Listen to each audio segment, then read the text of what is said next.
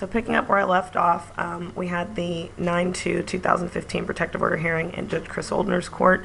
Again, they did not show. I waited about 30 minutes before requesting that the bailiff allow me to approach the bench and request my default judgment. Of course, the bailiff and the judge ignored me. They did not allow me that opportunity. I had met all my service requirements. He had been served through the Denton County Constable's Office on the protective order, and I was denied that opportunity. So he strolled in about 40 minutes late. Still no attorney. Curry Johnson showed in 40 minutes late, and then his attorney, Kenneth S. Harder, showed up an hour and 3 minutes late.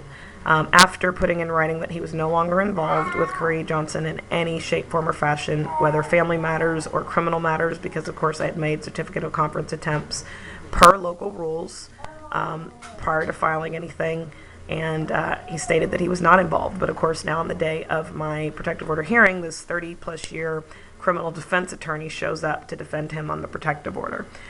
Then we got to, after that hearing, obviously because of that, I asked for a continuance.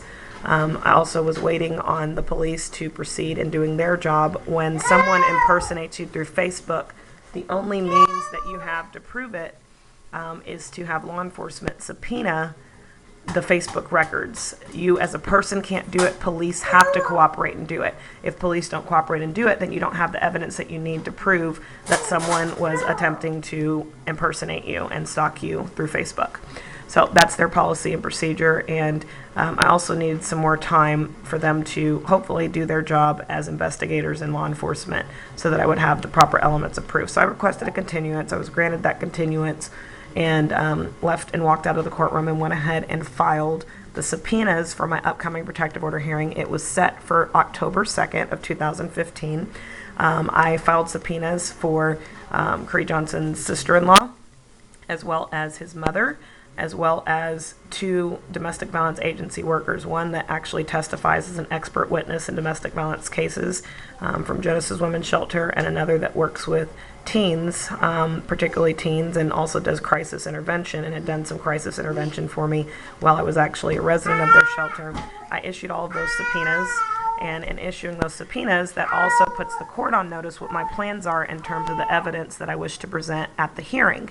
So I file all these immediate subpoenas, and then I also go ahead and file my enforcement motion for enforcement of performance for all of the violations he was engaging in already by 9/2, when we just had an order that was signed or verbally given on May 4th, so just roughly about 4 months prior, and allegedly signed by Judge Martinez on May 14th. So I went ahead and made those filings, and we were supposed to be coming back to Judge Oldner's courtroom in the 416th on October 2nd for my protective order and my enforcement against Curry Johnson for his violations and his threats. What happened in the interim is they did another switcheroo of my case against local rules. Local rules states that once a case is in a court, it should stay in that court for all future filings. It's not supposed to bounce around the courthouse. But of course, Judge Chris Oldner had already done this with Judge John Roach, IVD court, multiple times, but now here we are. Apparently Scott Becker was the local administrative judge that had to sign off on a transfer. So I put here just Chris and Scott. Some people may feel like that's disrespectful, but one of the things that I should also mention, and we'll get into this later, is that when judges actually step outside their oath, they violate due process. They start doing things that are not covered under their canons and their judicial conduct. They're actually guilty of crimes in their first and last names. They're not the Honorable, they're not Judge so-and-so, they are simply Chris Oldner, Scott Becker, Emily Miskell. They're not Your Honor. So in respect of space on my card here, they're labeled Chris and Scott. So they colluded with Emily, that's Emily Miskell of the 470th, to transfer my case again to ensure that my domestic violence agency witnesses, including the expert witness, would not show up to testify that literally 41 to 50% of those who threaten murder in domestic violence, family violence situations, they actually tell the victim and tell others long before they do it. It may be days, weeks, months, years, and they may not touch the victim, but they terrorize them through things that they say, overt, covert threats, and they don't actually strike necessarily until the day that they fire the one fatal shot, and then all of a sudden, oops, We're also shocked there were no warning signs. How did she wind up dead? Yes, there are warning signs, and they look like people actually following through, asking for protective orders, trying to have facts, law, evidence heard so that judges can make appropriate ruling so that she doesn't have to end up shot. So we're going to go ahead and keep going, and now we're going to talk about the next step that happened, which is in the midst of my pending protective order, my pending enforcement action against the father, was his failure to complete phase 1 visitation per the Texas Family Code. For children under 3, it should be a step-up visitation for the child. He was not completing that. We were assigned to have visitation at Faith and Liberty Place in Dallas for 6 months, first, third, and fifth weekends, 4 hours each, and also on Thursdays. I was fully compliant as soon as that order was issued. Within 2 weeks, I completed my packet, turned it into the agency. He took a month. I continued to make phone calls to try to set up the initial orientation and move that forward, and he dragged his feet, as this father that is so desperate to have visitation with his child. The other issue is, although I was offering just whatever times they could accommodate, originally I tried to contact him by phone because I was starting new work with, with a new business. I was getting started with my Drive to Thrive campaign with Mary Kay, and before I set up my schedule with my director and with others, I contacted him to see what his schedule looked like because we both had to submit schedules to the agency. Instead of him responding and me trying to consider that before setting up my schedule, he was just very rude, very short with me, didn't answer, very degrading as always, and ultimately he was given times that the agency was available, and he would not even schedule his full 4 hours. He would not schedule the time slot that they had on Saturday morning. I believe it was from 10 to 12. And then later, and you'll see this in Faith and Liberty Place records, I actually opened up my availability because I was afraid of what actually wound up coming, which is him trying to modify, saying that it wasn't working, when the reality is he wasn't working. He was not working to schedule his visits, not even 4 hours before jumping to where we go next, which is a groundless, frivolous suit to harass a party. That is actually a legal term, so that's not just my language, but it's called a groundless, frivolous suit to harass a party via a motion to modify or a petition to modify possession and access and a request for temporary orders. So he files that, or Kenneth Harder files that on September 4th, 2015. So this is a couple days after I did my filings. Prior to that, I had sent emails to Kenneth Harder showing him that I was complying fully with the agency visitation. There had been an incident where our daughter had a fever. I actually reached out and said, "What would you like me to do? Still bring her?" He demanded that I better have hospital proof. I take her to the hospital, and then he's criticizing me for making poor decisions and taking her to the hospital and not the doctor. So again, was just doing everything I could to make sure that he was involved in the know with her medical care, that he could make the decisions with her visitation. I was fully compliant. Kenneth S. Harder knew that on the day that he signed his name to drafting those papers and filing that motion to modify 4 months after the final order. For those of you that know the Texas Family Code, you don't modify orders 4 months later. And so ultimately, this was a groundless, frivolous suit to harass a party. I do have an audio recording from January of 2016 where, again, I'm trying to work with Mr. Johnson to have visitation with his daughter, and instead he is confirming on audio that I effed things up, and this is why he's proceeding with all this court action against me, which is what abusers do in their last toolbox to be able to maintain power and control over their victims and also punish them for leaving the relationship, standing up for no more abuse and various different things. So ultimately what then happened was we had an unlawful, construed by fraud, violation of due process, no subject matter jurisdiction, which jurisdiction means power, avoid temporary order issuance. On October 2nd, I did appear for that hearing. Originally, my 17-year-old son wanted to be able to testify under Local Rule 8.2, especially since the suit is actually titled in his interest. Right now, the style of the suit is in the interest of Mariah Saray Yvette, as well as Jonathan Lewis, Joshua McDaniels, and Jeremiah McDaniels. Those are my other children. And so he's actually a party to the suit. And so ultimately, again, I tried to arrange that with Mallory Maddox of the 470th Court, that is the court coordinator, and local rules states that has to be arranged with her. I sent an email saying that I was coming to court that morning. However, I was bringing my children. Of course, we know, again, children are not supposed to be in court unless the judge has asked for them to be there. So I'm trying to comply with that rule, as well as my Texas crime victims' rights in appearing for protective order hearings, or definitely to face people that have been threatening my shooting and murder. I mentioned that I was going to be coming to the courthouse. I would not have my phone. I would email them when I arrived, and I would like a safe escort in accordance with my Texas crime victims' rights. Also in accordance with an additional thing that I have, which is Office of the Attorney General, Texas Crime Victims Address Confidentiality Protection. So we'll go over that and some other documents to show you that, but I was under that program as a Texas crime victim who needed address confidentiality protection, again, from Mr. Johnson. And so I requested that safe escort. Also says that I should be provided a safe waiting area for me and my family, and again, arrangements for my children. So I sent an email to the court as appropriate to get those safeties and also to comply with local rules. And what Mallory Maddox, or the court, she represents the court, what they did was she emailed me back and says, I got your email, I'll let the court know to wait for you, I'll let the bailiff know to wait. So I'm sitting in the parking lot awaiting a safe escort, awaiting information to set that up with my witness who took me to court that day. And she's not responding to provide the requested information so that we can actually physically go into the courtroom and appear. In that, I actually send two different emails. One of them, that's finally saying, look, we're losing time. My hearing was supposed to be from 9, technically from 9 to 1.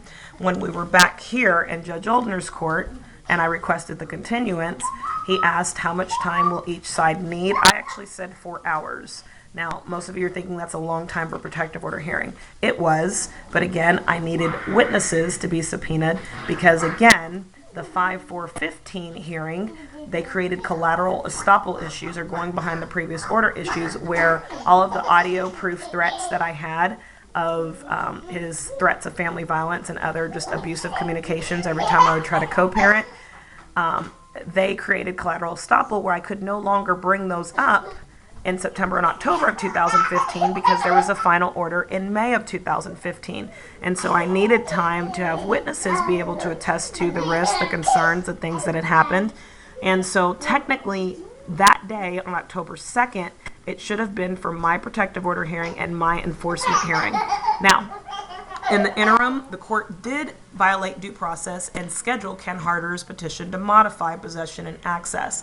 It was a violation of due process because, one, when they filed the petition, Texas Rules of Civil Procedure says it should be treated as an original petition, which means it should have had an affidavit, meaning what are the material and substantial changes that you're standing on to request a modification of the order. They had no affidavit, they had no material and substantial changes. The visits were not working because he was not working them, and he would not schedule more than 2 hours with his daughter that he was given per week. And so they did not have the affidavit. The other thing that they didn't have under Collin County Local Rules 3.0, 3.1, 3.2, and 3.3, it states that before you just haul off and file a motion, you have to make efforts and attempts to resolve the issues with the opposing party or opposing counsel before you request judicial intervention. It's this little thing called due process. And so what it says under motion practice in the Collin County Local Rules is that you've got to make those efforts and those attempts. And then it says under 3.1 and 3.2, I'm doing this from memory, so if I've messed something up, it's in that section, in that vicinity, but it also states that you've got to list that you've made those attempts. That certificate of conference attempt is what it's called, has to be on that motion. If it's not on the motion, Collin County Local Rule 3.3 says, nor shall any clerk set for hearing any motion that does not have a certificate of conference. And so the first person to violate Local Rule 3.3 and in turn my due process rights was Cindy Watson, court coordinator of the 416th District Court there with Judge Chris Oldner. The second person to follow suit once Chris and Scott and Emily got together and transferred the case to the family law specialist, Emily Miskell, Mallory Maddox jumped on the train. She went ahead and put 10-2 down as the time to also hear this motion that did not meet legal prerequisites to even be heard. She put the hearing on there, but what she did not include was the fact that Judge Chris Oldner on this protective order date had actually given me the 4 hours. He said, how much time do you need? I said 4 hours. He did not advise me he wasn't giving me 4 hours. And so again, I sent emails to both Cindy Watson when it was still under the 416th and also to Mallory Maddox when I discovered, they didn't give me notice the case was transferred, when I discovered, staying top of my case, that the case had been transferred to a new court again.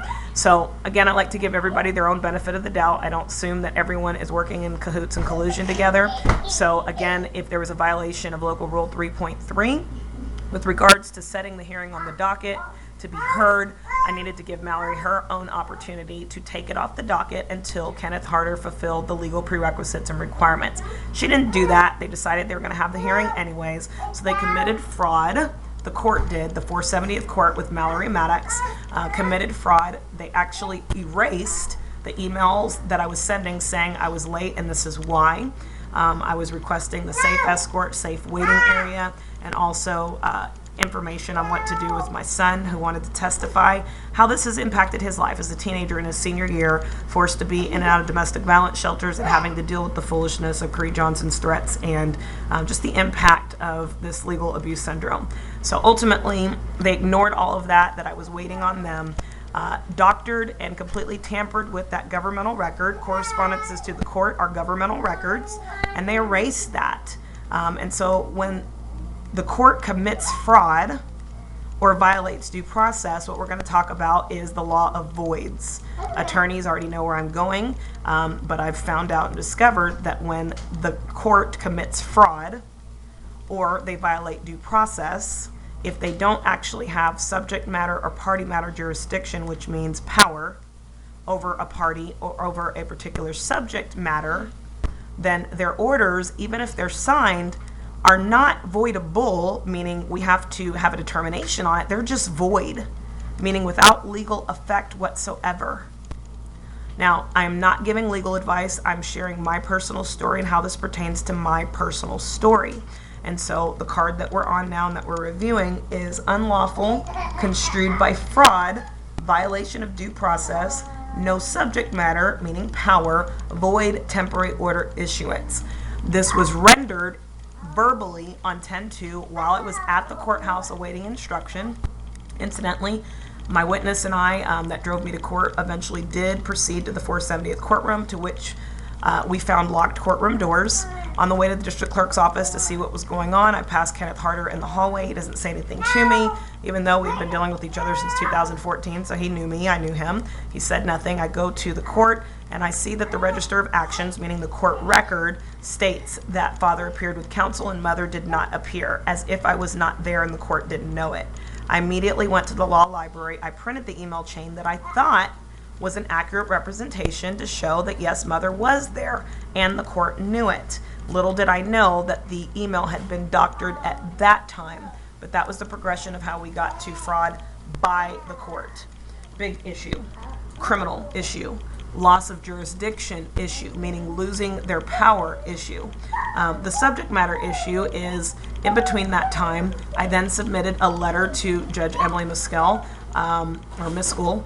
I e-filed it, asking her to take judicial notice of various different facts. That document, of course, is going to be presented online, and also letting her know that I was there. So if she did not know, let's just say her court coordinator, who used to be her former paralegal when she was an attorney in the field last year, let's just say she didn't know Mallory did it. Well, I notified her. Before she signed that order, I notified her I was there. She knew it. She did not give me information. My rights were violated. And so before Judge Miskell signed that order, she was given a request to take judicial notice that we need to have another hearing where I can get proper service, where we follow the law before just issuing the order. I sent that to her, I believe that went out on October 5th or 6th. I believe it was maybe October 6th.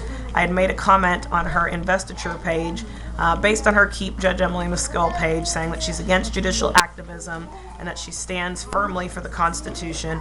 I had made a statement on my Facebook page on her investiture saying I'm so excited that there's actually an attorney or a judge in Collin County that appears to respect the Constitution, be against judicial activism or political bias and prejudice, and let's wait and see. Does she sign the order, or does she grant my motion for a new trial? Does she allow us to have a proper hearing of fact and law determinations, or does she just sign the order because they already decided way back here that she was going to side against me anyways? So Ultimately, that's all that happened here. That order, drafted by Kenneth S. Harder, was labeled in the matter of the marriage of Curry Obafemi Johnson and Marlena Yvette, and in the interest of Mariah Saray Yvette, a child. Problem with that is we were never married. So I know a lot of people are saying, well, what about common law? Texas is a common law state. Okay, great. We never lived together. So that did not apply. It was just sloppy drafting. We're going to go over a white paper later that talks about enforcement for possession and access, and how attorneys have to be careful with their drafting, because if they don't draft things appropriately, their clients can be devoid of rights that they think that they have because they simply issued defective pleadings and didn't take the time to do it right. So that's what happened. So when I say there was no subject matter jurisdiction, I'm saying that there was no marital suit or no dissolution suit, as it's called in the Texas Family Code, for her to enter an order to be valid in the first place. It meant the suit was not ripe, meaning you can't place an order against something that may happen in the future, being this order is in effect until the final decree of divorce. Well, there's not going to be a final decree of divorce because there was never any marriage. Therefore, there can't be a divorce. And so that was a technicality, although we already had fraud by the court and violation of due process. That was a third issue. And so ultimately, we've got these orders. I'm expected to abide by it. I'll get into later in the book of why I'm not violating any orders at this point in time, even though they're asserting with writs and warrants I am, why I'm not violating any lawful order, but ultimately they wanted to hold that out as legitimate. I did try to comply with it, and again, we'll go through all the various different things that happened in my attempts to comply, and then also comply with medical advice and the physical and developmental needs of our daughter. All right, in the interim, I believe I'm not sure what the date was in December or November, he files an enforcement for possession and access. Because what winds up happening is I actually wind up filing 2 temporary restraining orders, one on 10/16 and one on 10/30. On 10/16, Judge Fry of the auxiliary court, who was present there at the time, refused to grant me any relief and just simply looked at the paperwork and denied my TRO. On 10/30, I returned with a witness, Joseph Christopher, who was with me. We filed that big stack that included medical records that said I should not allow forced feeding and I should get court intervention. I do also have that on audio with that feeding specialist from our Children's House, Dallas, Elnora Lehman. She said, do not allow force feeding. If you allow force feeding, because my daughter was still breastfed, she said that she could have issues with food for the rest of her life and behavioral problems. So try to get a stay. Seek court intervention is what she told me. And so again, we'll go over Texas CPS code and how ultimately you can lose your child for going against medical advice. And so that being said, I did file motions on 10/16, 10/30 after complying and dropping her off for Thursday visits. On 10/16, I was actually hit in an auto accident on the way to drop her off. I was with my ex-husband who was driving. He took me and Mariah to the courthouse. We got hit behind us in Allen. I actually went on an ambulance and was in the hospital, so I couldn't drop her off on 10/16. I tried to drop her off that Sunday because Curry Johnson refused to acknowledge that I emailed him the next morning telling him what happened. And so I tried to drop her off, and then his mother, Norma Taylor, told me not to come. I couldn't contact him directly because, again, he was in violation of the court order and had not given me a good telephone number. And so ultimately, again, I was actually trying to comply with these unlawful, illegal orders, but still I had so much respect for the justice system and judges, I did not want to violate their orders. And again, just was not as clear at that time that literally, yes, these orders can be void, which means they have no legal effect. I should not pay attention to it whatsoever if the judges are committing fraud, are violating due process. Again, there's subject matter or party matter issues. So now in the interim, they filed a motion for enforcement of possession and access, which is how we get here with all of this stuff. And it's saying that I'm in contempt of possession and access and not dropping her off for the visits under this unlawful, void, temporary order in the matter of the marriage of. So he files that. I actually get served on December 1st. We have a hearing on December 3rd. Again, they violate my right, which is 3 days notice, personal service, before we can have a hearing. I show up on December 3rd, thank God, with 5 witnesses. I walk into a courtroom. They're in the 470th. They've got 4 to 5 different bailiffs, no other cases on the docket or in the courtroom. And they're sitting there with arms crossed, smiling at me, intimidating me, laughing at me. At some point, an office of the Attorney General, a male comes in, immediately goes and talks to Ken Harder, which is Curry Johnson's attorney. He points at me, they whisper. And so obviously there was a plan that day. the judge calls the case forward and says, okay, so we're here for a final hearing and an enforcement hearing. Again, I had just gotten personal service of the enforcement hearing 2 days prior on December 1st.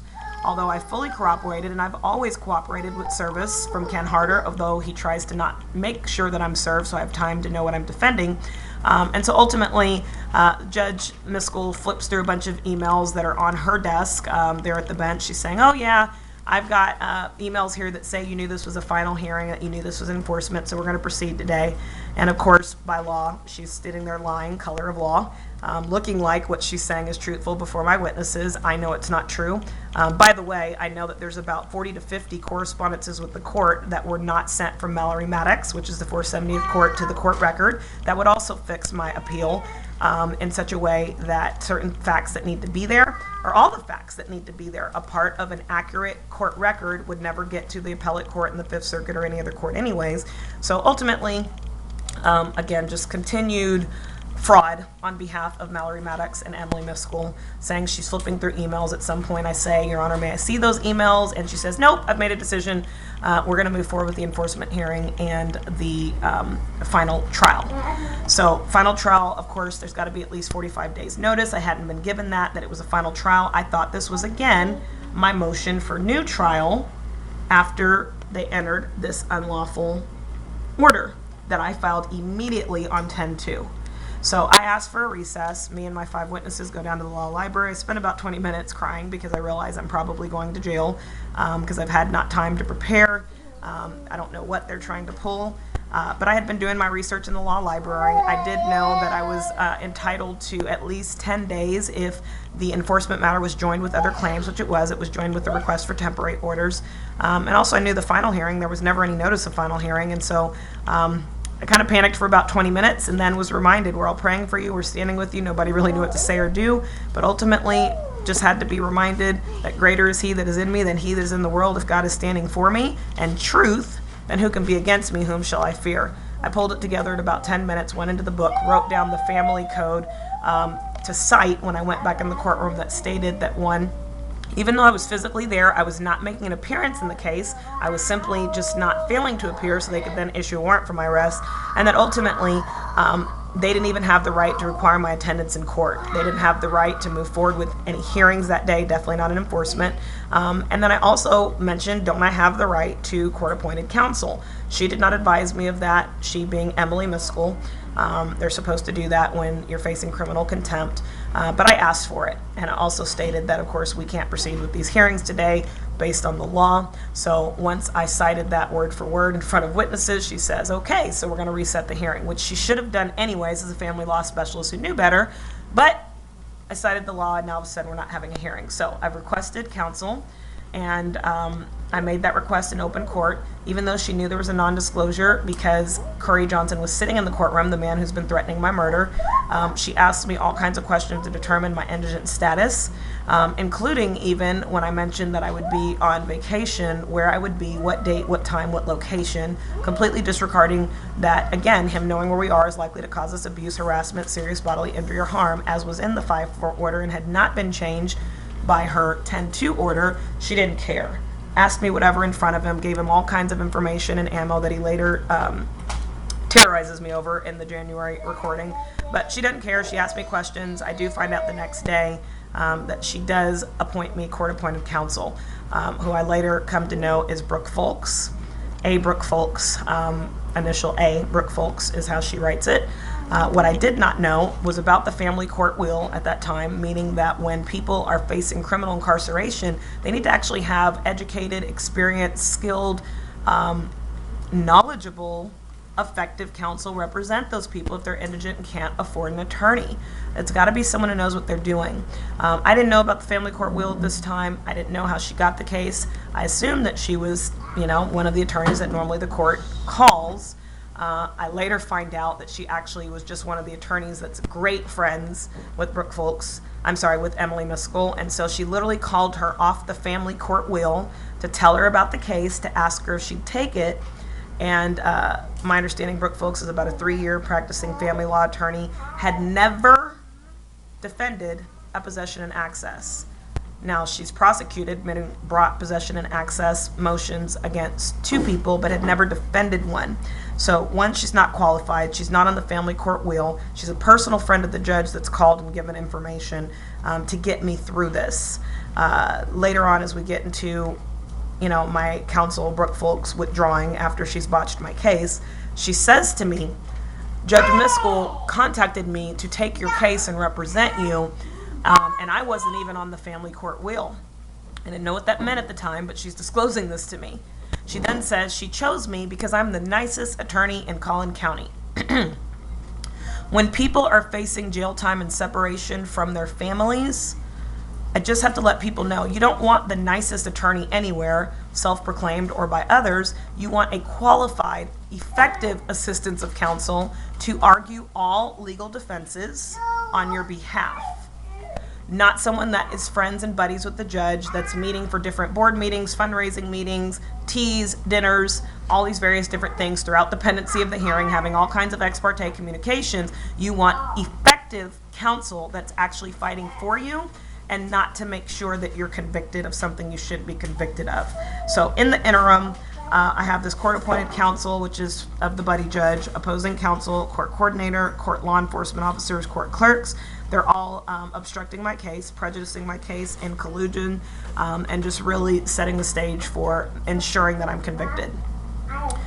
We then get to the place where we have the final hearing on February 9th. And they go ahead and Emily Miskell adds insult to injury. By the way, she denies my right to new counsel, which I asked for on December 28th, so way before our February 9th hearing, because Brooke Folks threw me under the bus. She refused to file a motion to dismiss based on all the legal standings that I had to dismiss it. She placed me under duress, having me believe that she was about to report to the courts that I had threatened her and that she's fearful for my children and her children. And so under duress and also email and voicemail, she said that on my answer deadline, she filed a motion to dismiss. She lied. She did not file the motion to dismiss. She talked to me about the order of pleadings, that she could file a motion to dismiss and then file an answer, and the motion to dismiss would be heard first. It would be the superior pleading. And of course, she said that she did all of that, but she did not. She sent a letter to the judge the day before as I was asking her questions to try to help me understand why she could not file a motion to dismiss based on all the things that I was reading that said that we had arguments to dismiss the suit. Why is she telling me everything I'm reading in the law books doesn't matter and doesn't qualify? That being the case, and I gotta take a pause.